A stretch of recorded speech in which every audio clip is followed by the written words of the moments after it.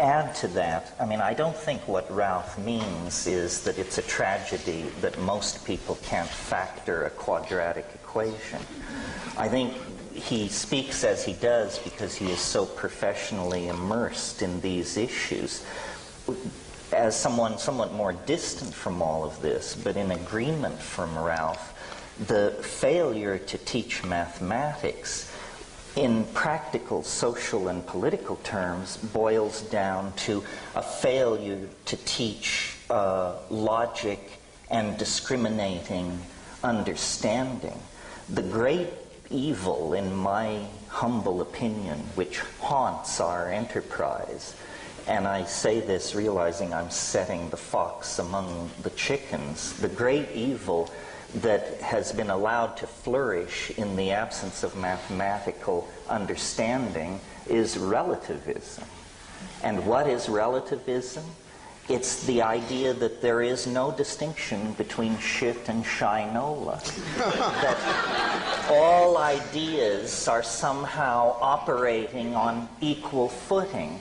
So one person is a chaos theorist, another is a follower of the revelations of this or that New Age guru, someone else is channeling information from the Pleiades, and we have been taught that political correctness demands that we treat all these things with equal weight. Because we have no mathematical ability, no logical ability, we don't know how to ask the questions that expose some positions as preposterous, trivial, insulting to the intelligence, and unworthy of repetition. So we all are very comfortable bashing science and flailing away at that, but that isn't our enemy. Science is capable of undertaking its own reformation and critique and has been engaged in that fairly vigorously for some time. The enemy that will really subvert the enterprise of building a world based on clarity is the belief that we cannot point out the pernicious forms of idiocy that flourish in our own community. I was wondering whether you thought climate change could be an issue that could unite us all on left and right, moving us beyond debates about C16 to discussions at the UN at Katowice next month, where perhaps humanity might finally discover its global map of meaning. No.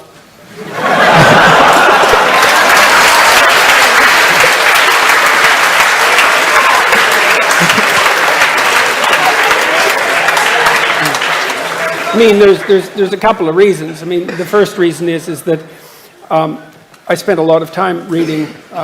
I worked for a UN committee for 2 years on sustainable economic and ecological development and read a very large amount during that period of time and learned a lot, much of which made me much more optimistic than I had been before I read the relevant literature, which was a real shock to me. But the climate change issue is an absolutely catastrophic, nightmarish mess, and the idea that that will unite us is that's not going to unite us. I mean, first of all, it's very difficult to separate the science from the politics, and second, even if the claims, the more radical claims, are true, we have no idea what to do about it, and so no. And besides, it's even worse than that. Here's one of the worst things about the whole mess is, so as you project outwards with regards to your climate change projections, which are quite unreliable to begin with, and the unreliability of the measurement magnifies as you move forward in time, obviously, because the errors accumulate. And so if you go out 50 years, the error bars around the projections are already so wide that we won't be able to measure the positive or negative effects of anything we do right now. So how in the world are you going to solve a problem when you can't even measure the consequence of your actions? The next one is science is real. Science is real, man. I like NASA. Look at my NASA clothes. Shut up, nerd. Science is fake. Your interest in science is fake because you think it makes you look smart. You know how I know you're not smart? You spent at least $100 to let your neighbors know that you don't think lynching black people is a good idea. Like people were jogging by before with no clue as to the opinion of your household on lynching black people. But now, after you paid the $100 woke tax, they're like, good for them. Good for them. Science is fake and lobbied for. When you believe in science, you're not reading primary source material, you're not analyzing methodology, you're listening to the screen people tell you, well, science says this, and I have a study that says this, and you're like, okay, I guess it does. And it's funny because the left is very anti-religion, specifically anti-Christianity, but since man is fundamentally a religious creature, they're just replacing God with other ways of explaining the universe. In this case, science, aka screen people, right? Unfortunately, and I wish this weren't the case, but science is totally corrupted. I could build a baking soda volcano with stolen ingredients, and it would have more integrity than the information that we're being presented by the media. And the reason for that is that these people have agendas. So they write a grant to a group of lab coats, and they say, hey, see if you can vaguely prove this conclusion. And that's what happens. And it's always done so incompetently with regards to good data, but it doesn't matter. It still gets published, and it still gets cited. So anyways, next. A lot of it is also a way to make fun of how complacent we are in our thinking and how we tend to accept things the way they're given to us without questioning them. There are, of course, people who believe in flat Earth in a scientific sense. There are those people online as well. But even in those people, it's very interesting to look at the arguments they give for why the round Earth theory was developed. Now, I am not a flat earther in a scientific sense, but as those who know about me, I don't see the world in those terms. I don't see the scientific vision of the world as being primary. I actually see the phenomenological vision of the world as being primary. That is, that our experience in the world is the first experience. It is the frame out of which we then interpret the world. And so scientific understanding, which is abstract, which is removed from the viewer, I think actually comes second. It's very useful. It's very important if you want to, make planes fly, or if you want to make an iPhone work, or this camera, or whatever. Of course, that type of abstracted and alienated thinking where you step outside yourself and try to analyze the world that way is very important. But it is not the way we live our lives. We don't live our lives in the scientific world. We live our lives in an experiential world. We live our lives in a what I call a phenomenological world. And so when we start to look at what is happening with this flat Earth ideas coming up, this is where we can see that what we're actually experiencing right now in the world is a return of symbolic thinking. Because a lot of these scientific experiments are not being replicated, there is like I said, the process of science is coming to its end. We're realizing that so many things that we believe, actually pretty much everything we believe about the world, is not based on our empirical analysis of things. It's based on trust. It's based on the trust that we have in the authorities that are giving us information. This, of course, for someone who believes in a traditional world, who believes in a symbolic world, this is not strange at all. We know that the world is built on trust. We know that the world is built on the trust of that which has been handed to us before. We know that it's built on trust of the, as a Christian, of the saints, of the councils, of the church, of the Bible. All these things we know because that's how a traditional world works. But the modern world presented itself as questioning all those sources, all those authorities, and we're going to do the experiments ourselves. We're going to do the studies ourselves, and then we will get a more a real perception of what the world is like. But in the end, what ends up happening is because we are not doing those experiments, at least not you and I. We are not going up into the sky and seeing the world as a ball. We have to trust those who did it. We have to trust those who are giving us these extremely complicated explanations of how we can prove that the world is actually round. Can science sufficiently consistently self-actualize humans? Well, okay, because with God, with religion, people find some sort of self-actualization. Can science be a source of self-actualization or morality? Not the way that we normally construe science. Like, if you look at, let's make that concrete for a minute. When I teach my students my personality class, and we concentrate a fair bit on clinical theories because I'm a clinician. One of the things I make clear to them is that neither medicine nor clinical psychology are sciences. They're variants of engineering. They're attempting to build something. There's an end in mind. There's an ethical end in mind, right? I mean, what you do when you're a clinical psychologist is try to help people make their lives better. Now, you might say, well, you're trying to make them more mentally healthy. But actually, that's a weaker description than that you're trying to make their lives better. Because sometimes, as a clinical psychologist, you see people who are, they're normal in their health, but they would like their lives to be better. There's an up, obviously, and that introduces the ethical realm. And you might be able to use scientific techniques in order to determine which of the strategies you use to try to make your life better are working. But it's not obvious that you can use scientific principles to decide what constitutes better to begin with. That's a big problem. I don't see any evidence that you can. Well, how about... Because science excludes morality from its purview at the methodological level. Is crossing Ebola with smallpox, is seeing whether you can cross Ebola with smallpox a reasonable scientific question, an appropriate scientific question? And purely from the perspective of science, yes. Because science is a generic problem-solving mechanism.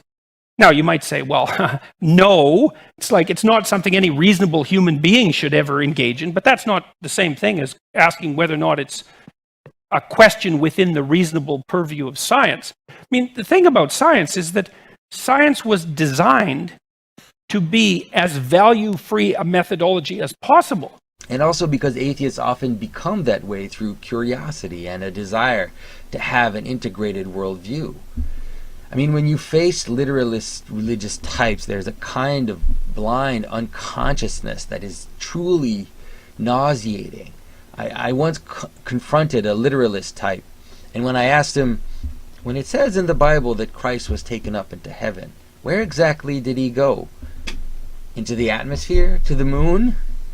And that person had actually never thought about that, had never asked themselves that question. So yeah, sympathy for atheists. So I'm going to read the comment, which is by a user named Amber Trance, and I'm going to try to answer as best as I can. Quote, I am an atheist because my pure and honest desire to understand the universe led me to answers from biology, physics, and other scientific fields. These answers are more sublime and precious than anything I know. I believe religions and symbolism can confer meaning in one's personal subjective life because I've been on that path before. You could say that that is enough because all we have in our existence is our subjective point of view. But I believe it's a noble act to care less about that and to desire to know what happens in the universe outside your own personal life. Then how could anyone judge you for being an atheist when science, as imperfect as it is, brought you knowledge about distant stars and galaxies, the small world of atoms, and much more? Mysticism and religion did not enlighten us about matters above subjective and social aspects. Many other things can replace religion, mysticism and symbolism in creating a stable and moral society. The value that science brought to humanity on the other side is irreplaceable. I will cease being an atheist and become spiritual or whatever when all these pretty post hoc connections and symbols will make a difference in allowing me to understand the nature of the universe outside my insignificant tiny life. All right, that's actually pretty good, and I hope I chose a comment that most atheists would find represents a typical journey which would lead one to atheism. And to be fair, that's a pretty generous statement. Many atheists might be far more acid in their vision of the symbolic language. So there are a lot of things to untangle, but here we go. Symbolism and religious language is not just about the subjective and social. And symbolism is indeed a language describing what happens in the universe. So then why, might you ask, is it so different from modern science? Well, the answer often given by atheists is that it's just a less advanced system of what science is trying to deal with. We know more today, and so we can correct the mistake our ancestors made. So if we take for granted that religious language were there to describe the world in a technical sense, in the same way modern science is attempting to do, then yes, modern science has a more, let's say, accurate and exact description of natural laws and events. But I think to assume that is ill-informed and maybe even a bit ill-intentioned. For if one compares apples to oranges and insists that they are the same while constantly mocking the orange for being a queer, regressive, and inadequate apple, well, there's something that's wrong. So then how do we account for the difference between the two? Well, maybe something like this. Symbolism and religious language in general are an attempt to understand the universe, yes, but also while simultaneously understanding the process by which we understand the universe. Okay? So, let me repeat that in another way. It's both a description of the world and a description of how it is I can describe the world. So in relation to modern science, religious language would be something like something of a meta process or a meta language, because it tries to express the thing it is focusing on. Let's say a mountain, okay? While also expressing the process by which that focus is even possible. So if modern science can describe a mountain, height, width, terrain, its foliage, its mineral constitution, religious language is expressing why I have a category like mountain in the first place. Why that category is relevant to humans. Basically, what does a mountain mean? So the scientists will retort something like this. Will retort something like, a mountain doesn't mean anything. But to say so is to ignore the human variable, ignore that we are the ones looking at the mountain. Even if I believe that that mountain is outside of my tiny existence. It ignores consciousness, ignores why I would bother to have a category like mountain. It ignores that I have to climb a mountain or go around a mountain when it's in my way. It ignores the effect going up a mountain has on human consciousness. All those things are real. They are no more illusions than the scientific data. Symbolism tries to take all of that into account. That is, discuss a mountain without pretending that we are not human beings living in a world of mountains. So it does have a personal and social aspect to it because it takes into account consciousness. But it isn't just personal and social. And also, taking consciousness into account doesn't mean that it's a relative thing and subjective in the way that we see that word today. Subjective in the sense of idiosyncratic, arbitrary to my own particularities and proclivities. There's a universal aspect to the experience of a mountain. I still haven't shown you how that works. I want to go back and read the comment that I was sent, and hopefully I can show you.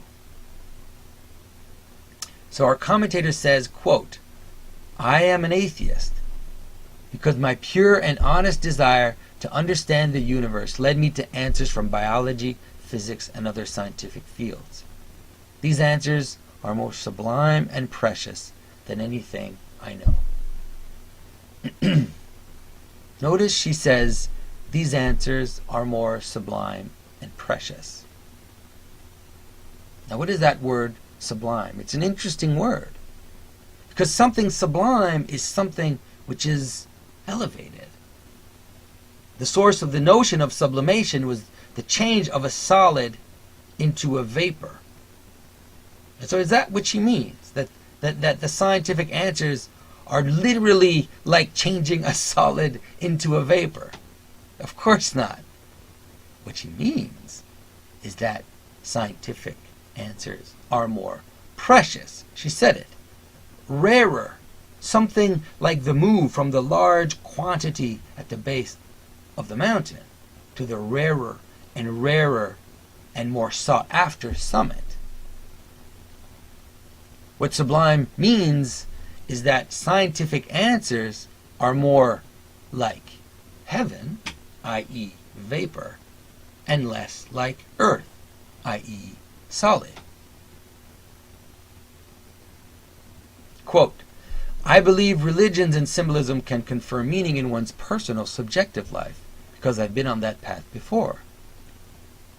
You could say that is enough because all we have in our existence is our subjective point of view, but I believe it's a noble act to care less about that and to desire to know what happens with the universe outside your own personal life. Then how could anyone judge you for being an atheist when science, as imperfect as it is, brought you knowledge about distant stars and galaxies, the small world of atoms, and much more? Now, this is where we need to pay attention. That mysticism and religion did not enlighten us about matters above subjective and social aspects. Now notice again that she uses the word above. Now, does she mean that, for example, that if I had a stack, of scientific data, like a pile of paper, let's say, that I would place it on top of a stack of subjective and social matters? No, obviously not. What she's saying is that there is a hierarchy of value, a mountain of meaning, and scientific knowledge is, in her opinion, closer to heaven.